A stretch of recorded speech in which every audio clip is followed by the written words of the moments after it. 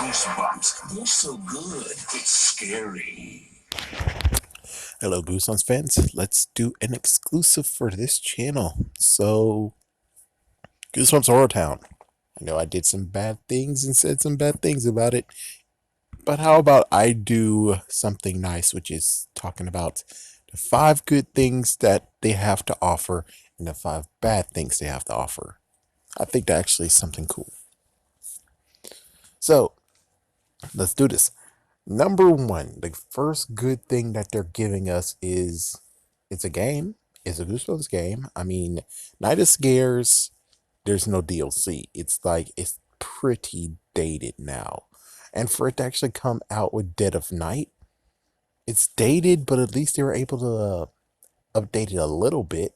And now you're able to play it on console form, and it's not going to be any messed up thing of where, oh no, my tablet's been destroyed. What I'm going to do? Well, looks like I got to buy it again. Oh boy. Versus it's on a console, it's on the freaking thing, or technically it's also downloadable. Oh yeah, and 2 more days, 2 more days, 2 more days, 2 more days. Well, for those who have Steam, apparently it's 2 more days. So if you have Steam, look out. The game is dropping on Steam on June 12th. No idea about the rest of the actual, if they're going to do physical copies, which maybe, not sure.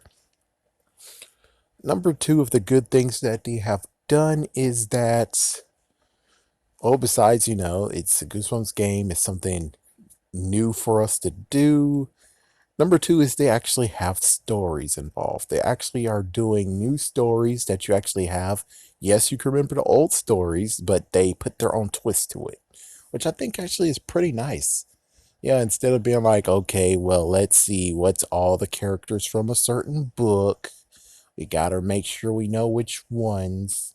Yeah, they just pick and choose. Like for Girl Who Cried Monster, the mom is there, but the girl who's involved is not there, so they have someone else taking her stead instead of having her daughter. That's pretty cool.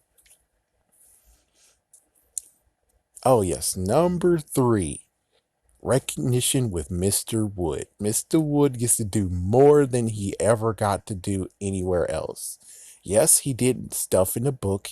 Yes, he did stuff in the graphic novel, which is technically the same as the freaking book. Yes, he got one more book. Yes, he was mentioned recently in I'm Slappy's Evil Twin.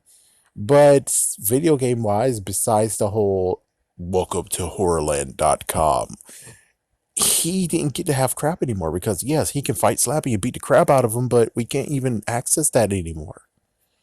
So the only things left of Mr. Wood that we get to have is the ends credit from Goosebumps the game on any console, or this, which this is the only thing that actually does him not justice, but it's something. It's something we can work with.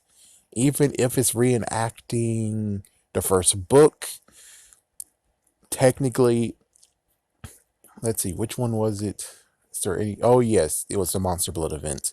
He was used in a Monster Blood event, so that was cool. It's a big thumbs up. The fact that he is noticed here. Here he is noticed.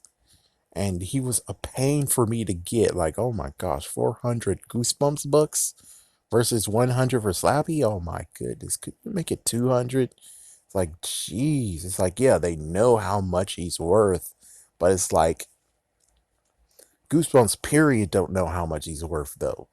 It's like he hasn't had a book in a long time. Oh my gosh, a long time. He's like one of those throwaway characters. It's like, oh, he's just a monster for a week. It's like, yeah, then Slappy took hold and now he has so many books. Meanwhile, everyone else who's I'm a living dummy too, they only just have one book with them in it. One book. That's it, just one book.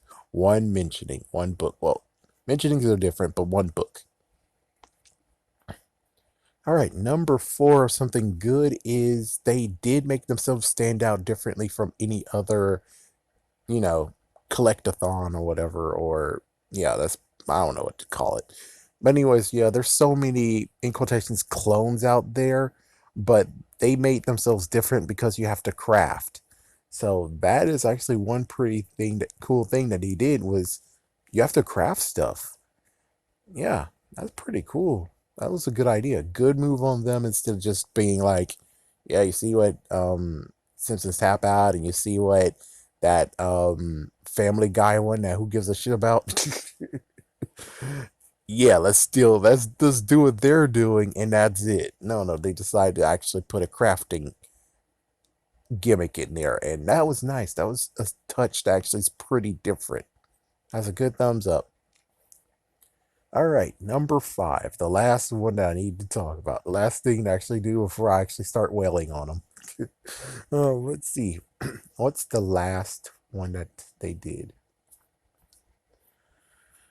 Okay, what was the last one that they actually did? What's the last good thing that they actually have?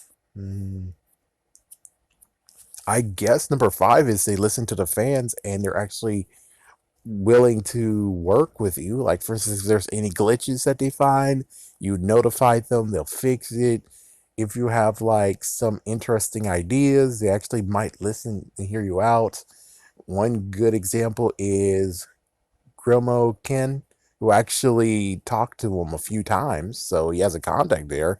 It sounds like to me that they actually are fan friendly, so there you go. That's a good perfect five. Now let's get into the freaking messed up thing, shall we? Oh yes, let's get into this. Number one, you make it so damn hard to keep all of the Goosebumps bucks.